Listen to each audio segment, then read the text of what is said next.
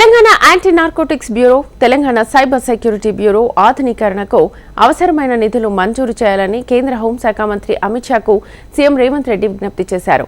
అమిత్ షా భేటీ అయిన Revanth Reddy drugs, cyber నేరాల నియంత్రణతో పాటు అరికట్టడానికి కావాల్సిన ఆధునిక సాంకేతిక పరిజ్ఞానం, పరికరాల కొనుగోలు కోసం నిధులు కేటాయించాలని కోరారు. దీర్ఘకాలంగా పెండింగ్లో ఉన్న ఏపీ తెలంగాణ పునర్విభజన సమస్య పరిష్కారానికి కేంద్ర హోంశాఖ సహకరించాలని సీఎం రేవంత్ రెడ్డి విజ్ఞప్తి చేశారు.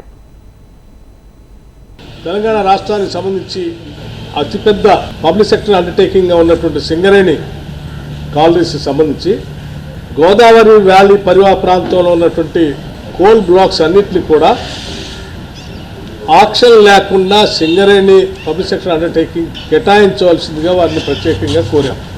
తెలంగాణ రాష్ట్రానికి కూడా ఒక ఐఏఎంని ఇంకా 10 సంవత్సరాలు అవుతున్నా రాలేదు, దయచేసి దాన్ని కూడా శాంక్షన్ చేయమని కోరాం. అట్లాగే విభజన చట్టంలో పొందుపరిచినటువంటి రైల్వే కోచ్ ఫ్యాక్టరీకి సంబంధించి, కాజీఫ్యాక్ట్ రైల్వే కోచ్ ఫ్యాక్టరీకి సంబంధించి ప్రత్యేకంగా వారు గుర్తు చేసి దీన్ని కూడా మంజూరు చేయవలసిందిగా కోరారు.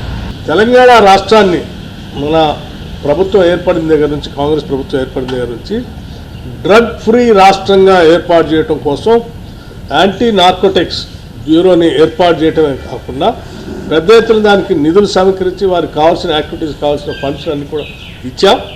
రాష్ట్రాన్ని డ్రగ్ ఫ్రీ రాష్ట్రంగా మేము తయారు చేయడం కోసం ప్రయత్నం చేస్తున్నాం. దీనికి కేంద్ర ప్రభుత్వం నుంచి కూడా కావాల్సిన సహాయ సహకారాలు అందించాల్సిందిగా వారిని కోరాం.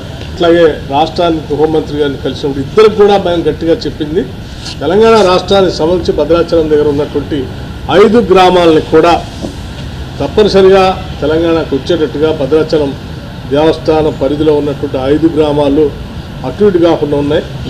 అవి ఆంధ్ర వాళ్ళు ఈ గ్రామంలో రావాలంటే తెలంగాణ నుంచి రావాల్సి వస్తుంది. మేము మా తెలంగాణలో భద్రాచలం తర్వాత ఉన్నటువంటి గ్రామాలు పోవాలంటే ఈ ఆంధ్ర ప్రాంతంలో ఉన్న 5 గ్రామాలు దాటిపోవాల్సి వస్తుంది.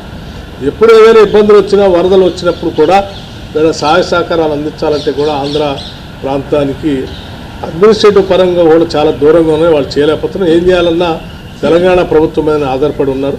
కాబట్టి 5 గ్రామాలను కూడా మాకు ఇచ్చేటట్టుగా చూడాల్సిందిగా వారిని కోరటం జరిగింది.